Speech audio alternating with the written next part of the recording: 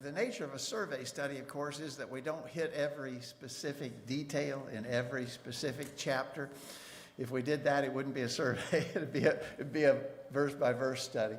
And so, but we are in Genesis, and we haven't been going very fast, honestly, but that's okay. We're not trying to set any land speed records, but we are ready to pick up our study in chapter 25. Genesis chapter 25 is where we continue our discussion tonight. You remember that, so we got, very important to remember our chronology here. Abraham, Isaac, Jacob, right? The three great patriarchs of the Old Testament.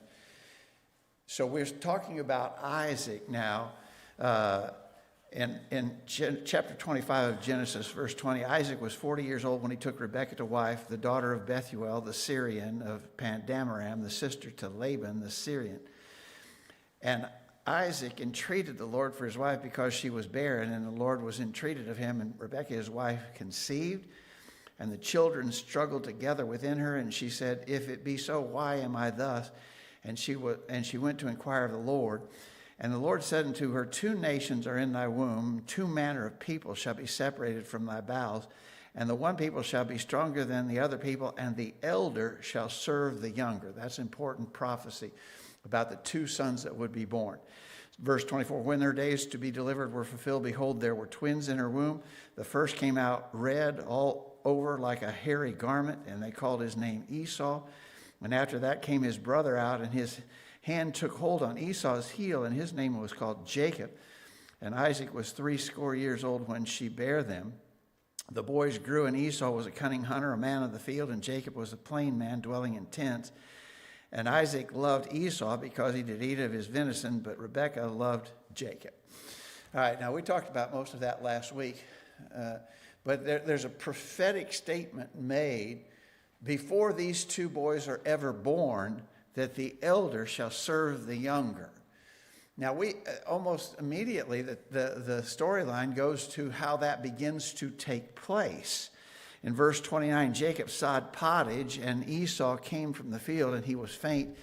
And Esau said to Jacob, "Feed me, I pray thee, of that same red pottage, for I am faint." Therefore was his name called Edom. And Jacob said, "Sell me this day thy birthright." And Esau said, "Behold, I am at the point to die, and what profit shall this birthright do to me?" And Jacob said, "Swear to me this day." And he sware unto him, and he sold his birthright unto Jacob. And Jacob gave Esau bread and pottage of lentils, and he did eat and drink, and rose up and went his way. Thus Esau despised his birthright. There's actually a New Testament reference to that in the book of Hebrews chapter 12. In Hebrews chapter 12 at verse 16, let there not be any fornication or profane person as Esau, who for one morsel of meat sold his birthright. So he's called a profane person. The Genesis text says he despised his birthright. Now, we talked a little bit about this last week. Birthright was almost a legal consideration, and you can read about it in Deuteronomy. Now, of course, the law of Moses hasn't been given yet, but when it was given, when it was formalized, in Deuteronomy chapter 21, verse 17, the oldest by birthright would receive a double portion of inheritance. And so that would have been Esau, because they were twins, of course, but he was born first. And so he, as the eldest, would have qualified, legally speaking, to receive the birthright double portion of inheritance. But he obviously had almost no regard for it whatsoever. And he's, as we often point out, he sold his birthright for a bowl of soup. You know, how much less could you regard? How more disrespectful could you be of your birthright inheritance than say, "Yeah, just give me a bowl. Yeah, you can have it. Just give me a bowl of soup." And so he sold his birthright. Now, there's another thing, and they are separate things, somewhat related, but there's the birthright, which is what we're talking about here. And this is almost a legal consideration. By inheritance, who would receive a bigger portion of the inheritance? Typically, it would go to the elder. It belonged to Esau by birthright. It's birthright. It's his birthright. But he sold it. So Jacob's going to get that. All right, he gave it away. He had no regard for it. So birthright is one thing. The other thing that we read about is the blessing. And when we get into chapter 27, where we're going to read how that Jacob deceived his father with the help of Rebekah, his mother, and he also received the blessing. Now, the blessing, and you can read about this and get some various opinions of it. It was more of a sort of a spiritual blessing, granting God's blessing. So remember now, Isaac would have been the patriarch of the family at this point in time. If you skip over to chapter 27, verse 27, we'll talk here in a minute about how Jacob connived this. But here's what the blessing amounted to. Verse 26, I'm in chapter 27, verse 26. His father, Jacob's father, Isaac, said unto him. Now, Jacob is pretending to be Esau, right? Jacob is pretending to be the older son who would typically get the blessing. Jacob's deceiving his father. He's actually dressed up in order to make his father, who's now blind in his old age, he's dressed up to deceive his father into believing that he is Esau. And so in 27:26, his father Isaac said unto him, Come near now and kiss me, my son. He came near and kissed him, and he smelled of his raiment and blessed him and said, See, the smell of my son is as the smell of the field which the Lord hath blessed. Here's the blessing. Therefore God give thee of the dew of the heaven, of the fatness of the earth, and plenty of corn and wine. Let people serve thee, and nations bow down to thee. Be Lord over thy brethren. Let thy mother's sons bow down to thee. Cursed be everyone that curseth thee, and blessed be he that blesseth thee. So that's the blessing. And you can see very plainly how it's worded. It's almost, I would almost say it's more of a spiritual blessing in a way. Apparently in different families it was somewhat different. But in this case, notice his brethren. He is being given headship or authority over his brethren. Be Lord over thy brethren. Let thy mother's sons bow down to thee. And so this is sort of family headship as well. So if you were going to follow the normal progression of patriarchy, it would be Abraham, Isaac, Esau, right? Because he's the firstborn. Because that's not the case here. Esau's not going to get the double inheritance. He already gave that away.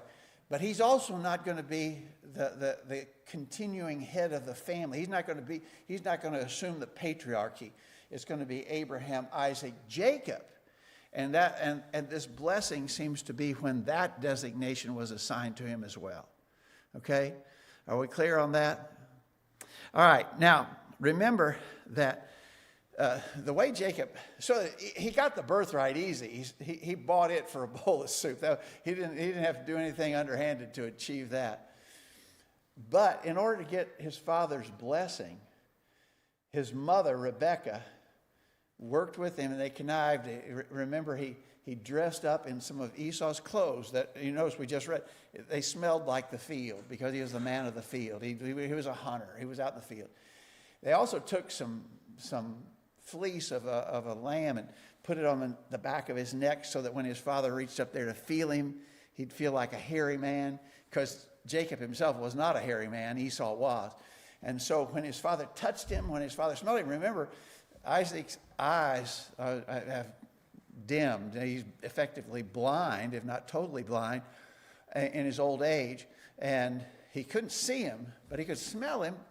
He could touch him. And Rebekah helped Jacob arrange a deceptive plan. And so Jacob got the blessing. Esau comes in just almost immediately thereafter, and now Isaac realizes what he's done, but it's irreversible. He says, "It's not. I can't change it. It's been done. The deal is it's a sealed thing." And so, in chapter 27, verse 41, Esau hated Jacob because of the blessing wherewith his father blessed him, and Esau said in his heart, "The days of mourning for my father are at hand. Then I will slay my brother Jacob." You talk about mad. He's mad enough that he's vowing to kill his brother. And he's not going to do it while his father's still alive, but when his father dies and the days of mourning are past, I'm going to kill Jacob. That's what he sets out to do. So Rebekah finds out what Esau has sworn to do. And so she gets with Jacob, and she also convinces Isaac that Jacob should go back to the family homeland, go back to her family, go back to her brother Laban, and seek safety there. She said in verse 44, 27:44, tarry with him. Verse 43, now therefore, my son, obey my voice and arise and flee thou to Laban, my brother, to Haran, and tarry with him a few days until thy brother's fury turn away. And so, I mean, she's certainly taking this threat very legitimately, that he surely will do this if he gets a chance to do it. And so he goes. And you know how the story turns out. He goes. Now, we made this connection last week. Laban is Rebekah's brother, right? They're both the children of Bethuel. But Laban and Rebekah, brother and sister. He's going back to Laban, who would be his uncle, right? Now, they haven't met. You know, when we're separated from families, we travel and visit our families. I see Timothy here tonight. He's come a long way to see his family. You know, that's no thing. It's no big deal. You know, Timothy lives in Arizona now, don't you, Timothy? But you can come to Tennessee. That's not big. But if you had to come on a camel, you know, that'd be a different thing. You wouldn't get to see your family again. And so Rebekah has not seen her family since she left to come and be Isaac's wife, and that's a long time. But she sends him back to Laban. Jacob meets Rachel, and she's beautiful, and he falls in love with her. Rachel would be his first cousin, right? Rachel would be, Laban is his uncle, Rachel is his first cousin. We've talked before about this, you know. Prior to the law of Moses being given, there weren't any laws or regulations about close family intermarriages. And we talked about that. One of the things that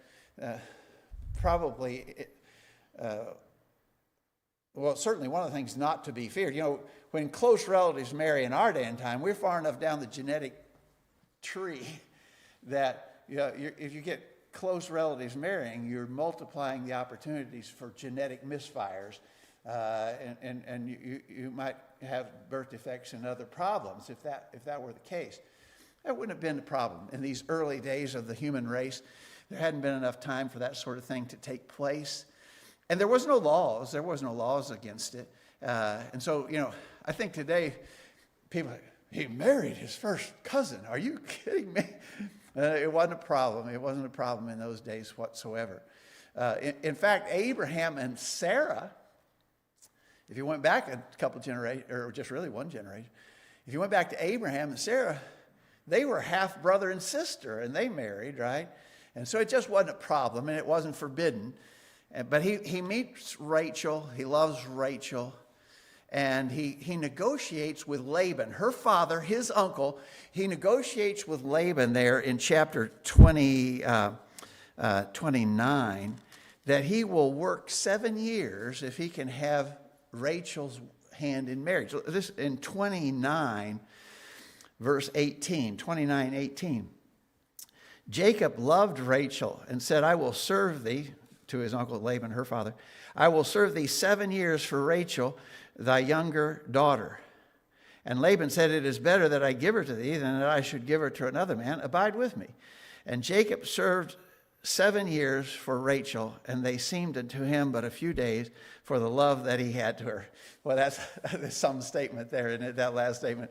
You know, he's so in love with Rachel. 7 years seems just a few days. He's just so in love with Rachel. Well, you know the story, and it's a little hard to understand how this might possibly have happened. But on the wedding day, and specifically on the wedding night, instead of Laban giving the younger daughter, Rachel, who was beautiful, he gives the older daughter, Leah, who was not so beautiful. And it's not discovered until the next day. And of course, Jacob is upset. But Laban makes this deal with him. Verse 27, fulfill her week, Leah's week, and we will give thee also for thy service, which thou shalt serve me yet 7 other years. Jacob did so. He fulfilled her week, and he gave him Rachel, his daughter, to wife also. And Laban gave to Rachel, his daughter, Bilhah, her handmaid, to be with her. I get the idea. I've always wondered about this a little bit. Verse 30, he went in also to Rachel, and he loved also Rachel more than Leah, and served with him yet 7 other. The way that's written, at least the way it's worded in the King James, makes me think he didn't have to wait 7 more years. So he worked 7 years, and he ends up, by mistake, not according to his will, he ends up married to Leah. And then when that comes to light, Laban says, well, I'll give you Rachel too. Work for me 7 more years. But I think Rachel becomes his wife, and he works the 7 years after the fact in order to have her for a wife. So if you go back to verse 24, Laban gave to his daughter Leah Zilpah, her maid, for a handmaid. And in verse 29, Laban gave to Rachel, his daughter, Bilhah, his handmaid, to be her maid. So those are a couple of names that are also a part of this story, Zilpah and Bilhah. All right, so this is a sad story tale. Let's just read to the end of this chapter 9. When the Lord saw that Leah was hated, he opened her womb, but Rachel was barren. And Leah conceived and bare a son, called his name Reuben, for she said, surely the Lord hath looked upon my affliction. Now therefore my husband will love me. And she conceived again and bare a son, and said, because the Lord hath heard that I was hated, he hath therefore given me this son also. And she called his name Simeon. And she conceived again and bare a son, and said, now this time will my husband be joined unto me, because I have borne him 3 sons. Therefore was his name called Levi.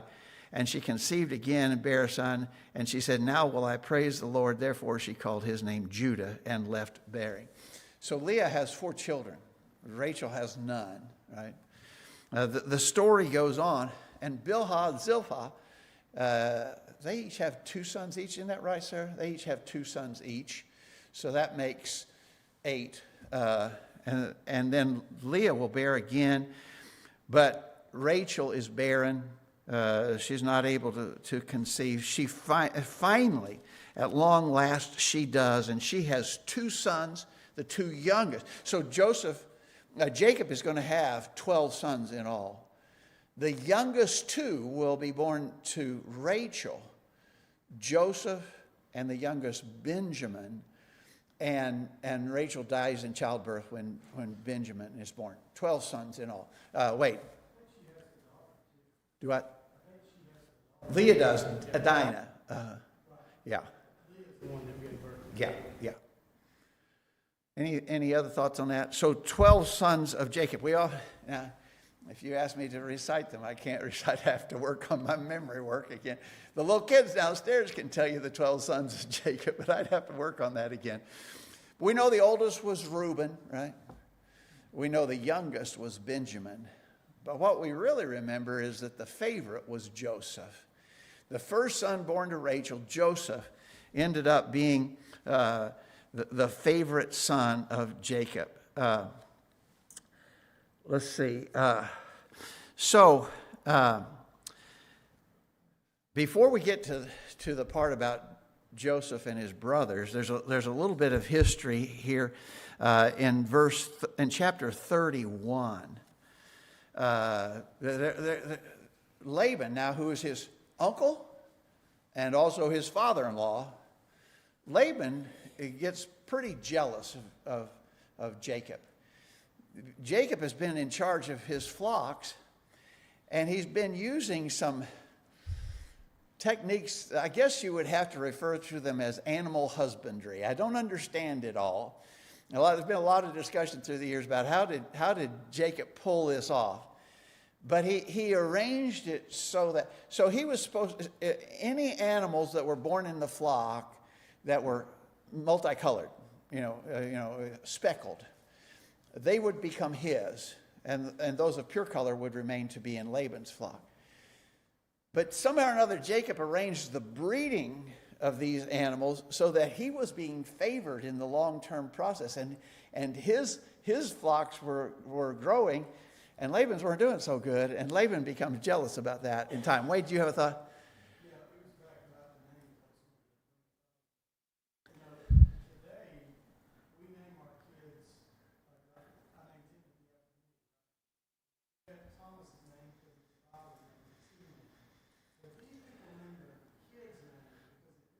Yeah. So every one of these verses, it talks about that a child was born, it would say, because of whatever, and it would list the reason. Yeah. And that was the name of the child. Yeah. And as you said, the names had distinct meanings, and we don't do that anymore. But I always have thought it was really sad there where Leah said, now perhaps my husband will love me. Isn't that sad? Timothy? I think the blessing is probably what was really multiplying. Not necessarily genetic mutation. Same thing happened to Abraham at the start, right? He was in Egypt, and that's Isaac. Isaac, the next one, he was in Egypt. Is that where he was? Where was Isaac? Well, Abraham went to Egypt. Abraham went to Egypt. And Isaac did he too. Had to multiply their lots. They had to separate. Yeah. And then Isaac was right next to Haran. Look. But yeah, he had to multiply just the same. So Yeah. all three of them had it. They're being blessed. So what you're saying is God's blessing the fruit of their hands. Yeah, exactly right, for sure. So Laban is upset how this is turning out. Laban is not a really honorable fella. So in chapter 31, he heard the words of Laban's sons saying, Jacob hath taken away all that was our father's, and of that which was our father's hath he gotten all this glory. And Jacob beheld the countenance of Laban, and behold, it was not toward him as before. And the Lord said to Jacob, return unto thy land, to thy fathers, to thy kindred, and I will be with thee. And so he's going to leave Padanaram over Mesopotamia. He's going to leave there and go back to the land of Canaan. And so he's going to go with his herds and his flocks and his wives and his handmaids and his children. Pretty big traveling band. But he takes off without giving Laban any heads up that he's going to do that. And when Laban discovered that he was gone, he chased after him. Jacob is fearful that, Laban might be violent. But they come to terms. In the process of all that, there's a very odd development in chapter 31.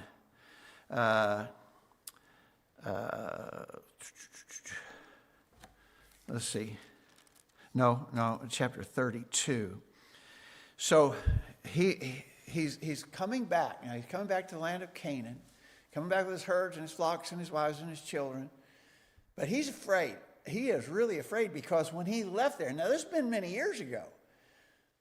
A number of years have transpired, but when he left because his brother Esau said, I'm going to kill him, right? And Jacob has not forgotten that. And so he's pretty fearful. And so he's sending messengers with gifts ahead to his brother Esau. He separates his family and his flocks and sends them out a section at a time. I think the King James calls them one drove after another.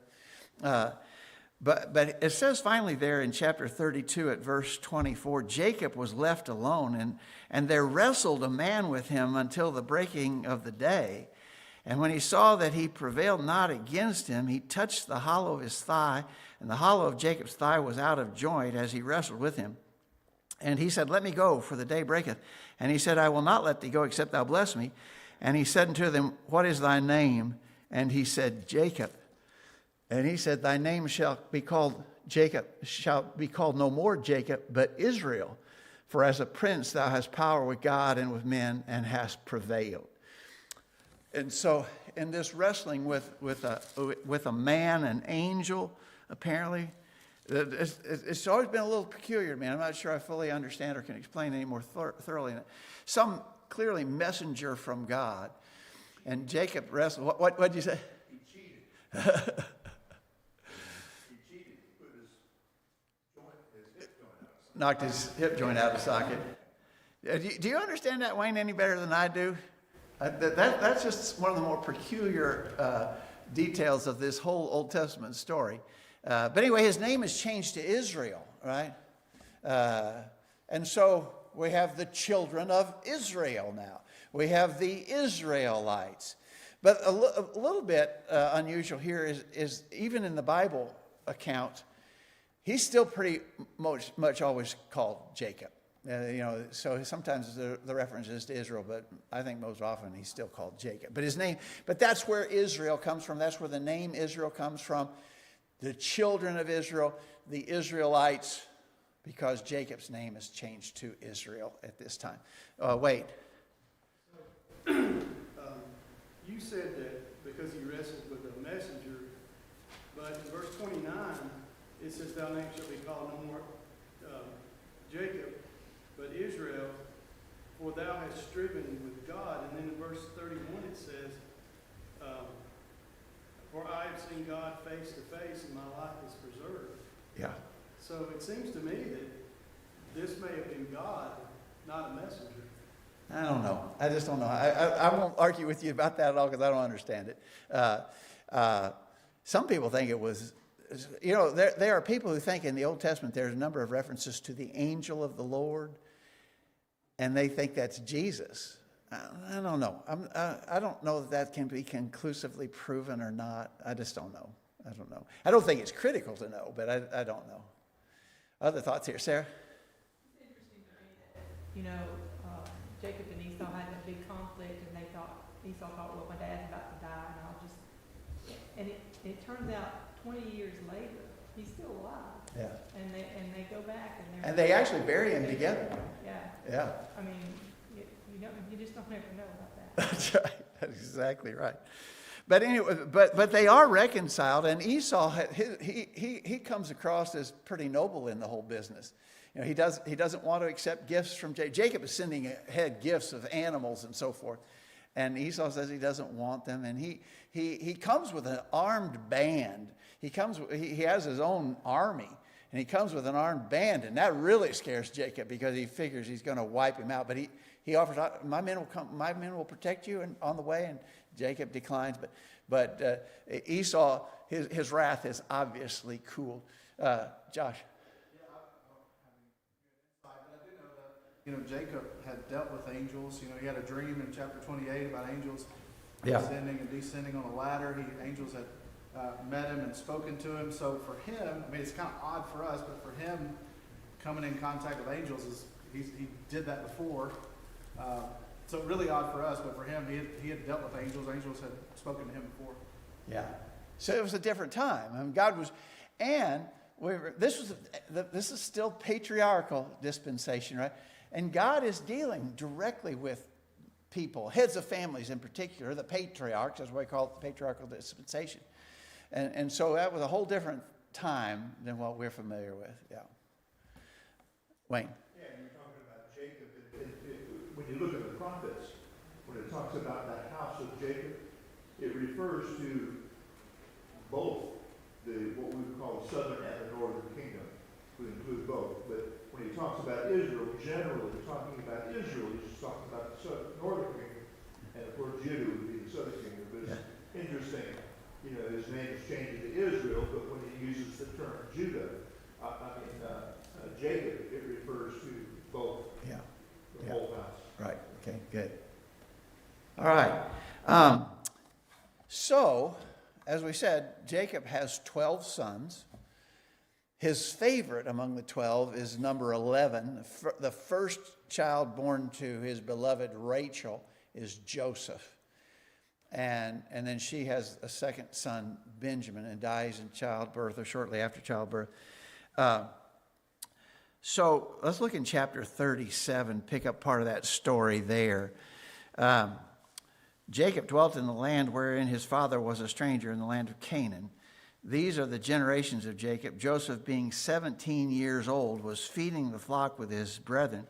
And the lad was with the sons of Bilhah and with the sons of Zilpah, his father's wives. And Joseph brought unto his father their evil report. Okay, so a couple things going against Joseph here. One is they view him as a tattletale, right? He's telling on them. They're acting out for sure. But Joseph is, I would argue, Joseph has personal integrity to the point that I think he feels duty bound to tell his fathers that these others, who would be his half brothers, are not behaving themselves when they're out there keeping the flocks. And so he brings his father their evil report. Verse 3, now Israel loved Joseph more than all his children because he was the son of his old age, and he made him a coat of many colors. And when the brethren saw that their father loved him more than all his brethren, they hated him and could not speak peaceably unto him. So they're already upset with Joseph because he's telltale. They've been telling Dad all bad reports about us. Not that we're denying the reports, but we just don't like being reported on that way. And so that's strike one. Strike two is that Jacob, and we think it's a huge parenting error on his part. Jacob is showing clear and obvious favoritism toward Joseph. He got 12 sons, but it's distinctly obvious that he favors Joseph above all the rest of them. And this coat of many colors. Boy, don't you know that the brothers would have just hated that every time they saw it? It would just be like, oh man, it's just I can imagine it just inflamed them to see Joseph strutting around in that coat of many colors. They hated him. They didn't say they were upset about it. They said they hated him before, and they could not speak peaceably to him. Strike two. So strike one, he's a telltale. Strike two, his father showing overt favoritism. And then strike three, Joseph dreamed a dream, verse 5, and he told it to his brethren, and they hated him yet more. And he said to them, hear, I pray you, this dream which I have dreamed. For behold, we were binding sheaves in the field, and lo, my sheaf arose and stood upright, and behold, your sheaves stood round about and made obeisance to my sheaf. Oh, wait a minute. And so his brethren said to him, shalt thou indeed reign over us? Shalt thou indeed have dominion over us? And they hated him yet the more for his dreams and for his words. Now if you think about that for a minute, that was actually a prophetic dream, wasn't it? That came to pass when they eventually got to Egypt. That very thing happened, right? That wasn't the only dream. Verse 9, he dreamed yet another dream, and it was told his brethren, and said, behold, I have dreamed a dream more, and behold, the sun and the moon and the 11 stars made obeisance to me. And he told it to his father and to his brethren, and his father rebuked him and said to him, what is this dream that thou hast dreamed? Shall I and thy mother and thy brethren indeed come to bow down ourselves to thee in the earth? And his brothers envied him, but his father observed the saying. So strike three is these dreams. So he's a telltale, he's his father's favorite, and now he's having these dreams in which he purports to be greater than the rest of us, and we're all going to bow down and worship him. Man, we hate that guy. I mean, you can see there'd be pretty strong strife in this family. Wade? We talk about Pharaoh and about how God incited Pharaoh to do the things that he did. Do you think here that God is inciting Jacob against his brothers? Because Joseph. Because Joseph, the way he's telling this, it seems innocent. Oh, I just had this dream, But then the way they're taking everything is against them and for him. So your question is God's providence at work here to incite his brothers against him toward the long-term outcome that we're going to be talking about in Egypt? I wouldn't deny that at all. But of course, here's the thing, and I think sometimes we have trouble sort of meshing this all together. What his brothers did was evil. Did God cause them to do the evil? And our answer to that's no, but God could use the evil that they did to affect his long-term purposes. That is really hard. And I think we labor in vain to try and get our minds around things like that, because it has to do with God's foreknowledge. So God knew how this would turn out. He knew the end from the beginning. God, that's the Almighty God we serve. But God can know the end without affecting He didn't cause anybody to do evil, but he could use even the evil that they did to accomplish his ultimate goal. That's really hard for us I think that's hard for us to grasp. Wayne? I think it's easier for us to understand with reference to Satan than it is with reference to the children. I mean, God very clearly did not force or cause Satan to have his son put to death. But he used that very thing to purchase us, to redeem us, to buy us. So God used what Satan did for evil for his benefit and for our benefit. Yeah.